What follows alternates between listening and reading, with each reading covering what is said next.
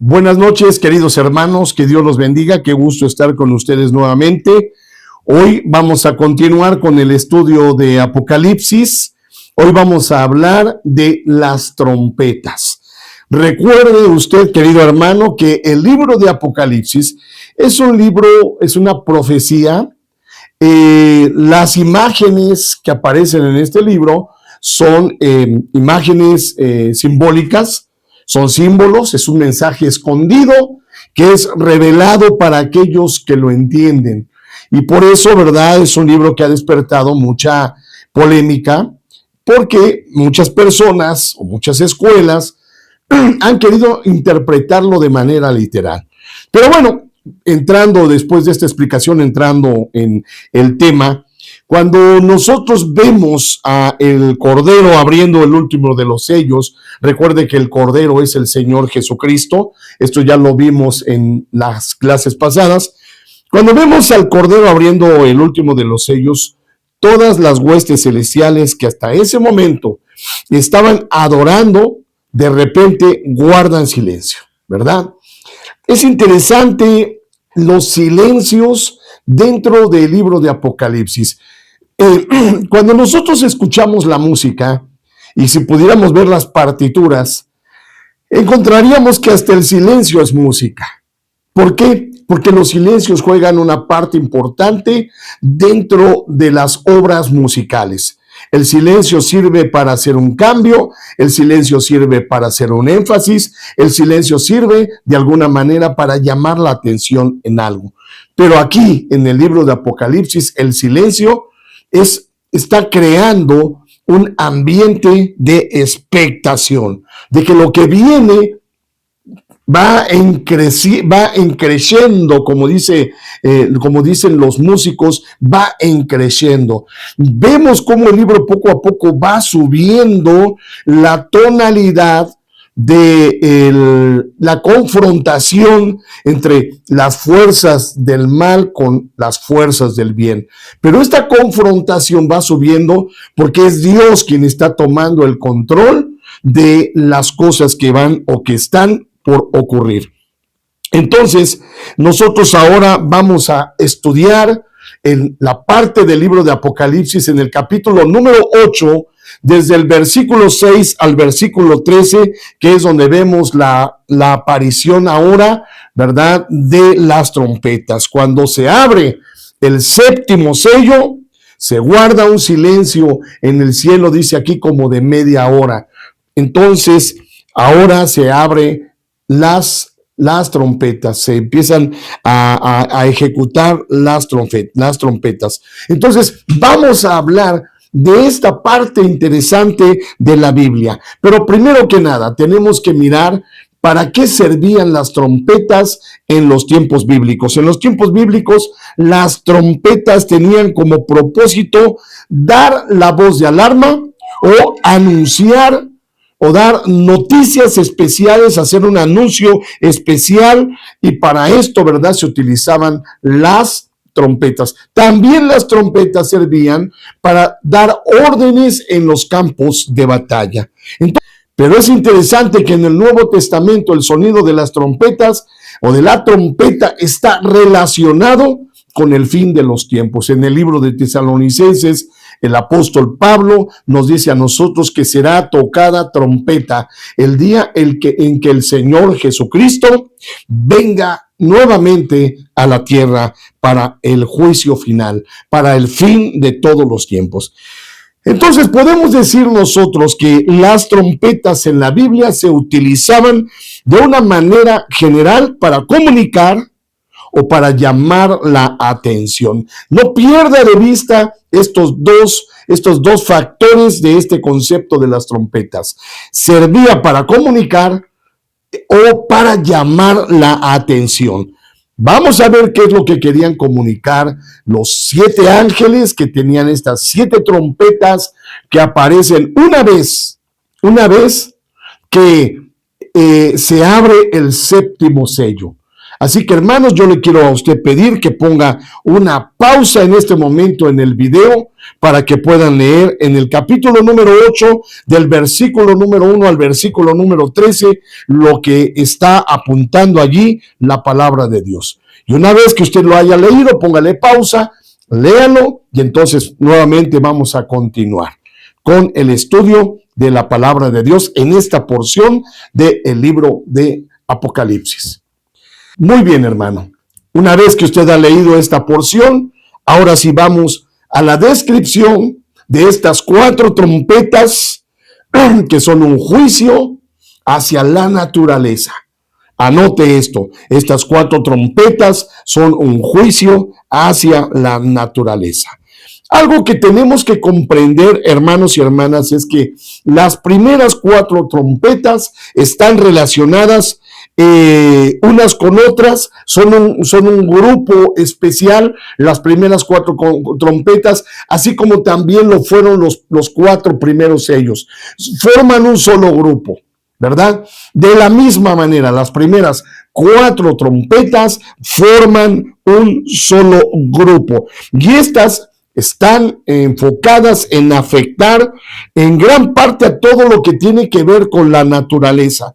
¿Por qué cree usted que, a diferencia de los tiempos pasados, a veces nosotros decimos que la naturaleza se está desbordando, que la naturaleza, en algunos momentos, ¿verdad? Vemos que no era tan común en los tiempos pasados que hubiera terremotos o que hubiera de pronto maremotos o que hubiera de pronto tornados. O sea, oíamos de esto, siempre hemos escuchado de desastres naturales, pero hoy en día notamos, ¿verdad?, que el cambio climático ha trastornado la naturaleza, ha trastornado el clima y ahora nosotros, ¿verdad?, incluso padecemos enfermedades que antes no padecíamos. Entonces tenemos que entender que estas trompetas afectarán gran parte de lo que tiene que ver con la naturaleza. Y tiene que ver con la naturaleza en forma de juicio. Es un juicio que trata, que está enfocado en llamar la atención de la humanidad y también de comunicarle un mensaje a la humanidad. Así que vamos a la primer trompeta. Tome usted nota. Estamos aquí en el verso número 7 del capítulo número 8 del libro de Apocalipsis. Dice así: el primer ángel tocó la trompeta y hubo granizo y fuego mezclados con sangre que fueron lanzados sobre la tierra, y la tercera parte de los árboles se quemó y se quemó toda la hierba verde. Mire usted lo que dice aquí, esta porción de la profecía a Juan. El primer juicio consistió en granizo y fuego mezclados con sangre. Estos fueron lanzados sobre la tierra. Bueno, yo quiero decirle a usted algo. Una de las reglas de la hermenéutica nos dice a nosotros que la Biblia se interpreta a sí misma. O sea, que nosotros dentro de la Biblia vamos a encontrar pasajes paralelos, explicaciones contextuales dentro de la misma palabra de Dios, y que al encontrar estas explicaciones dentro de la misma palabra de Dios, de alguna manera, ¿verdad?, nosotros tenemos exactamente o podemos comprender exactamente lo que Dios quiere que nosotros comprendamos. Y cuando hablamos nosotros de el granizo, encontramos que de manera similar en Egipto, Dios trajo un juicio sobre Egipto a través del granizo. Anote usted la referencia, Éxodo capítulo 9, verso 22 al verso 24. Entonces, ahí vemos nosotros la plaga del granizo. En cuanto al fuego mezclado con sangre, nos recuerda a nosotros la profecía de Joel que describe el día del Señor. Joel capítulo 2, verso número 30. Anote usted la referencia. Pero cuando se habla, hermano y hermana, de granizo mezclado con fuego, uno puede imaginarse que está cayendo hielo mezclado con fuego. ¿Cómo puede pasar esto? ¿Cómo es esto? Bueno, para comprender esta frase hay que comprender los conceptos culturales de la época. Lo que ellos le llamaban fuego, estamos hablando del contexto bíblico en las tierras bíblicas, lo que ellos entendían como fuego es lo que nosotros hoy entendemos como rayos o relámpagos. Entonces, cuando se habla de que cayó fuego del cielo, se está refiriendo a rayos del cielo, descargas eléctricas que son poderosas y que queman los árboles, y la gente en aquellos tiempos lo interpretaban como fuego. Exactamente lo que sucedió en Egipto el día que cayó este juicio en aquella tierra. Granizo, relámpagos, tornados. Fue algo terrible, algo terrorífico que pudieron ver aquellos hombres y mujeres que se encontraban en Egipto. ¿Qué consecuencias traería esta trompeta? El sonido de esta primera trompeta. Bueno, según el texto bíblico, la tercera parte de los árboles se quemó y se quemó toda la hierba verde. Esto da a entender que habría un daño ecológico grave. ¿Qué es lo que quiere anunciarnos Dios a través de esta primera trompeta? Dios envió granizo y rayos sobre Egipto con la finalidad de que ellos tuvieran esta comprensión.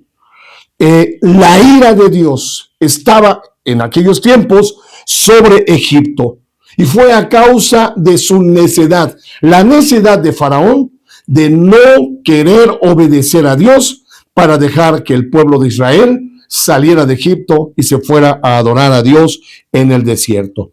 Entonces, el mensaje de esta primer trompeta es que cuando el hombre le da la espalda a Dios, cuando el hombre rechaza el mensaje del evangelio y vivimos a nuestro antojo y no nos alineamos a la voluntad de Dios y a la voluntad de Dios a través de su palabra, entonces la ira de Dios se enciende. Vemos tristemente que esta sociedad ha rechazado la oportunidad del evangelio.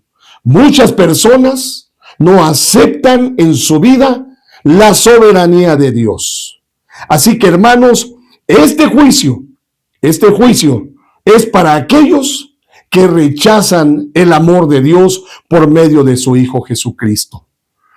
Estos juicios que se ven o que notamos en la naturaleza, aunque a todos nos da temor, en realidad es un recordatorio para que las personas se acerquen a Dios. Recuerde usted que el arco iris es un recordatorio para nosotros los hijos de Dios de que Dios no volverá nunca más a destruir la tierra por medio de agua.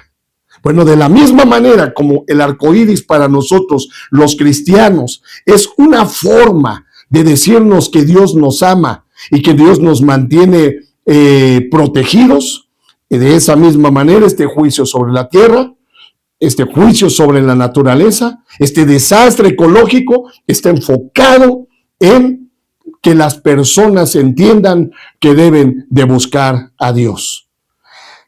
La segunda trompeta. El segundo ángel, Apocalipsis capítulo 8, verso 8 al 9. El segundo ángel tocó la trompeta y como una gran montaña ardiendo en fuego fue precipitada en el mar y la tercera parte del mar se convirtió en sangre y murió la tercera parte de los seres vivos que estaban en el mar y la tercera parte de las naves fueron destruidas. Bueno, si el juicio de la primera trompeta afectó la vegetación, ahora esta segunda trompeta afecta el mar y a los seres vivos que se encuentran dentro del mar. Dice aquí, como una gran montaña ardiendo de fuego fue precipitada sobre el mar. ¿Cuáles fueron las consecuencias? Dice aquí el texto, fueron que los seres vivos ¿verdad?, que se encontraban en el mar murieron, que gran parte del mar se convirtió en sangre. El hecho de que las aguas se convirtieran en sangre nos trae a nosotros el recordatorio de lo que ocurrió allá en Egipto. Nosotros podemos encontrar esta referencia en Éxodo capítulo número 7, verso 20 y 21. Anótelo usted, Éxodo 7, 20 y 21. ¿Qué pasó allá en Egipto? Bueno, que cuando Moisés pone su vara sobre el río Nilo, el agua se convierte en sangre. Y toda el agua potable que llegaba a las casas de los egipcios estaba convertida en sangre. Los seres vivos no podían sobrevivir porque la sangre no puede llevarles el oxígeno que necesitan, y los peces del río Nilo, dice la palabra de Dios en el libro de Éxodo, todos ellos estaban muriendo, se estaban muriendo de asfixia. Recuerde usted que el imperio egipcio el faraón ordenado, antes de que naciera Moisés, había ordenado que todos los niños varones hebreos que eran esclavos en Egipto terminaran en el río Nilo muertos. Bueno, eso que sembraron en ese río se convirtió en una maldición para el pueblo egipcio, que se volteó contra ellos para recordarles algo, para recordarles que ellos habían matado a muchos niños en ese río, en ese río Nilo en Egipto. Fíjense qué terrible, qué mensaje nos está trayendo hoy en día a nosotros estas trompetas. Ese mensaje para el pueblo egipcio fue: así como siembran, así cosechan. De la misma manera, el mensaje es para todos los que siembran mal, van a cosechar también mal. Dice la palabra de Dios: porque la paga del pecado es muerte, mas la dádiva de Dios es vida eterna. Qué interesante, ¿verdad? Interesante este juicio sobre el mar. Aquello que te podía proveer de alimento de pronto se convierte contra ti, y en lugar de darte alimento, lo que te da es muerte. Lo que te recuerda es juicio. Esta trompeta es muy importante porque está recordándole a toda la humanidad que lo que están sembrando va directamente hacia algo que no trae ningún beneficio. Dice la palabra de Dios que los caminos que al hombre le parecen rectos, en realidad son caminos de muerte. Dios le está recordando al hombre de hoy en día, a nosotros también como cristianos, que si sembramos en donde pongamos nuestro corazón, allí estará nuestro tesoro. Si sembramos mal, segaremos, cosecharemos entonces mal. Dios le recuerda a la humanidad que necesitan ellos cosechar obras buenas para obtener de Dios lo mejor. Dice aquí el verso número 10 al 11, es el libro de Apocalipsis 8, dice así: el tercer ángel tocó la trompeta y cayó del cielo una gran estrella ardiendo como una antorcha, y cayó sobre la tercera parte de los ríos. Mira, ahora son los ríos, y sobre las fuentes de las aguas. Y el nombre de la estrella es Ajenjo. Y la tercera parte de las aguas se convirtió en ajenjo, y muchos hombres murieron a causa de esas aguas, porque se hicieron amargas. Una estrella ardiendo llamada ajenjo cae sobre los ríos y las fuentes, amargando el agua potable. Imagínese a usted. Lo primero afecta a la vegetación, lo segundo afecta al mar, y ahora en la tercera trompeta, el tercer juicio, hace un llamado de atención para ver que ahora el agua potable se ha amargado. Esta planta, ¿verdad?, de ajenjo, quiero hacerle un énfasis, esta planta de ajenjo no es venenosa, pero es sumamente, cuando se prueba, cuando se hace, usted se hiciera un té de ajenjo, es sumamente amargo. Ese té que se tomaría usted de ajenjo sería muy amargo. Imagínense usted que abre usted la llave de su casa y toma un vaso de agua, y lo va a tomar y el agua, en lugar de saberle como debe de saber un agua potable, dulce, agradable, es amarga. Bueno, ahora nos recuerda a nosotros lo que pasó con el pueblo de Israel en el desierto. Cuando el pueblo de Israel sale de Egipto, cruza el Mar Rojo de una manera portentosa, un gran milagro de Dios abriendo el mar. Ahora el pueblo entra por un desierto y saliendo de ese desierto, lo primero que buscan es agua potable, porque ellos vienen de un desierto, de un lugar en donde no hay agua, un lugar en donde hay mucho calor, un lugar en donde los animales, los niños, las mujeres, los ancianos, los hombres incluso más fuertes, todos tienen sed. Pero ahora, cuando ven por fin un río, se acercan a ese lugar y yo me imagino al pueblo de Israel.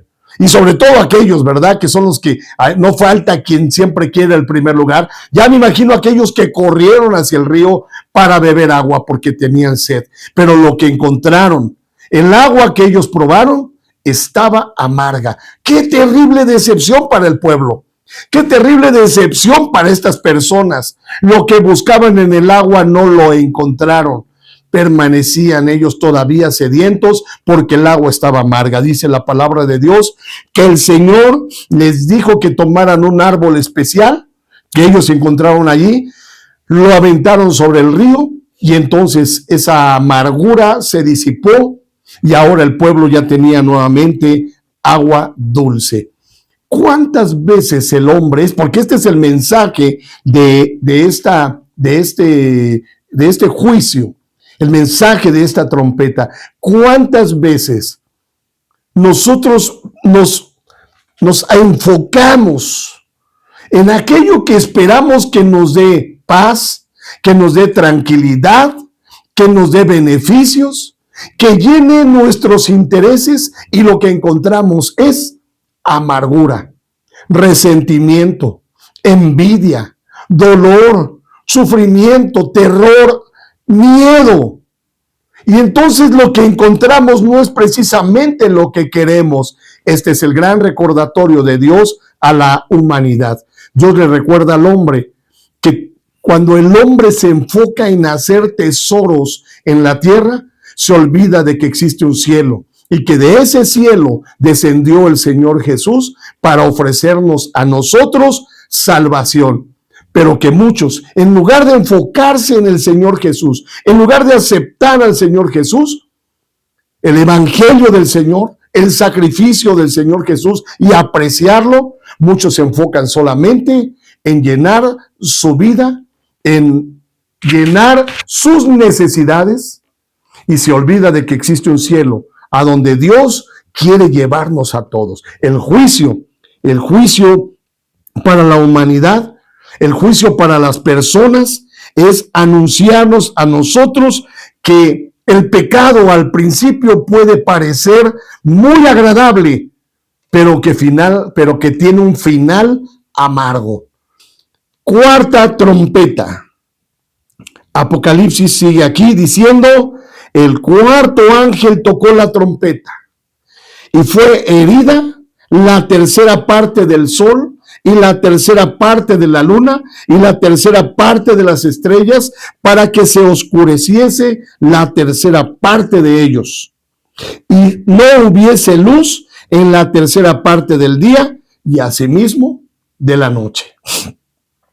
Ahora imagínense, primero afecta la vegetación, luego afecta el mar, luego afecta el agua potable y ahora afecta la luz, las luminarias. Otra de estas señales que hizo Moisés con el poder de Dios ante el faraón fue que oscureció por 3 días, solo 3 días oscureció, y que esta oscuridad era tan densa allá en Egipto que nadie podía ver nada. Referencia, Éxodo capítulo 10, verso 22. Entonces, dice que Moisés extendió su mano al cielo, que hubo una densa oscuridad. Vivir en oscuridad. Imagínate un mundo donde no hay luz. Imagínate un mundo donde tú no puedes ver a nadie. En una ocasión yo me encontraba en la carretera, iba yo a un viaje rumbo hacia Mérida, Yucatán. Estaba yo manejando para ir a una campaña donde me habían hecho el favor de invitarme para predicar, y en el camino iba yo manejando mi carro, y de pronto el carro empezó a fallar y se empezó a disminuir la luz de mis faros. Tenía un problema eléctrico en mi automóvil. Entonces, de pronto ya no veía yo nada. No podía ver ninguna de las líneas que nos ayudan a nosotros a mantenernos dentro de la carretera. Esos momentos fueron muy angustiantes, porque iba mi esposa, iban mis hijos, iba una hermanita más con nosotros que me estaban acompañando para esta campaña. Pero estábamos en peligro. Estábamos en una densa oscuridad de la que a mí me estaba costando trabajo conducir mi carro. Para colmo, estaba yo en una zona de curvas. Entonces la situación se estaba poniendo muy, muy problemática. Y me dice la palabra de Dios que la oscuridad proviene del rechazo a la luz. Por favor, vea conmigo, si puede llegar en este momento a abrir su Biblia rápidamente. Juan capítulo 1, verso 4 al 5. Dice: en él estaba la vida, y la vida era la luz de los hombres. La luz en las tinieblas resplandece, y las tinieblas no prevalecieron contra ellas. Jesús es nuestra luz, querido hermano. Dice Juan 1:9 al 11, que cuando el hombre de pecado se rodea de tinieblas, esa persona se vuelve oscura, se vuelve triste, se vuelve amarga y se vuelve esclavo del pecado. Hermano, imagínese usted un mundo sin Jesús. Imagínese usted un mundo sin esa luz que resplandece ante todos por medio de su palabra. Imagínese usted que un día se levanta, un domingo por la mañana, y usted dice: voy a ir a la iglesia. Pero cuando llega a la iglesia a donde usted siempre asiste, de pronto está cerrada, ya no hay iglesia. Y usted dice: no hay problema, me voy al otro pueblo a buscar iglesia. Llega al otro pueblo y tampoco encuentra la iglesia. Y de pronto usted dice: no importa, me voy a ir al otro estado y voy a buscar una iglesia. Y llega a ese estado y tampoco hay iglesia. ¿Cómo sería el mundo sin iglesia? ¿Cómo sería el mundo sin una luz que resplandeciere en este mundo? Muchas personas rechazan la luz. ¿Sabe por qué? Porque prefieren vivir en tinieblas, prefieren vivir en su pecado, y ellos lo esconden diciendo: hasta que yo sea bueno, entonces voy a buscar a Dios. Otros más lo esconden diciendo: no existe Dios. Otros más piensan que Jesús solamente fue un gran hombre, un gran profeta, un buen maestro, pero nada más. Este mensaje es para la humanidad. El mensaje de que vivir en oscuridad es vivir en pecado, y que Jesús no está resplandeciendo en un corazón que está oscuro. Dios está recordándole a la humanidad que Él es soberano y que la historia de la humanidad está avanzando hacia el punto donde Dios quiere que lleguen. Pero antes de llegar a ese punto, al punto final, Dios ha hecho dos cosas. La primera, protege a su iglesia. Hermano, hermana, si usted está dentro de la iglesia, siéntase bendecido, siéntase protegido. Pero si usted todavía no pertenece a la iglesia a través de las aguas del bautismo, entonces necesita usted entender que este recordatorio es para que usted se acerque mucho más al Señor Jesús y se convierta en hijo de Dios. Pero también es un recuerdo para la iglesia. La iglesia de aquellos tiempos estaba sufriendo, y Dios les está diciendo por medio de este mensaje: manténganse fieles, aunque vean todas las cosas que ocurren en la naturaleza, aunque ustedes vean estos juicios que están ocurriendo en la naturaleza, en la vegetación, la parte del agua potable, del mar y ahora de las luminarias. Vean lo que ustedes vean. No se asusten, porque todo tiene una razón. La razón es recordarle a la humanidad que Dios tiene el poder. Así que, querido hermano, hoy hemos hablado de las trompetas. Podemos abundar mucho más sobre esto, pero yo creo que hoy en este día solamente podemos nosotros recapitular un poco a manera de conclusión. Los primeros 4 juicios de las trompetas, como decíamos hace un momento, forman un grupo, un conjunto de juicios que están dirigidos exclusivamente a la naturaleza.